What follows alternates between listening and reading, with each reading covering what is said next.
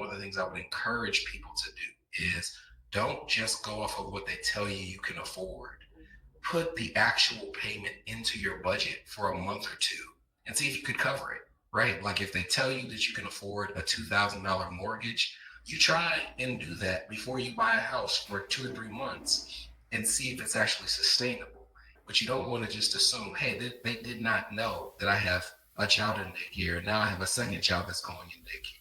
They did not know that my mom might need $300 or $400 a month that I have to come up with to help them with these types of things. Like those are things that are like very real in people's lives that are not factored into that conversation. So I would encourage people, whatever you're looking for in terms of a mortgage, build that into your budget for a couple of months to see if you can swing it so that you don't end up house poor. Because I have been house poor. It is a miserable.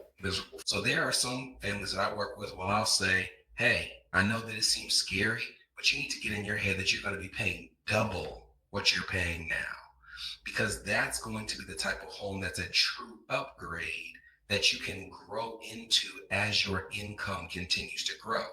But what I see people doing too frequently is they try to say, I'm gonna get a little bit better, and then they get paid more. But unfortunately, they're just in a cycle where they're buying the same type of house over and over again in this incremental process. And I would much rather know now, hey, if I'm 35 years old, I'm paying a little more than I'm wanting to pay for my house right now, but at least my housing costs are fixed and I'm in a place where I can stay for the next 10, 15 years. So when I'm 45 years old and I'm making way more money, man, I'll be so glad that I fixed my housing costs 10 years ago.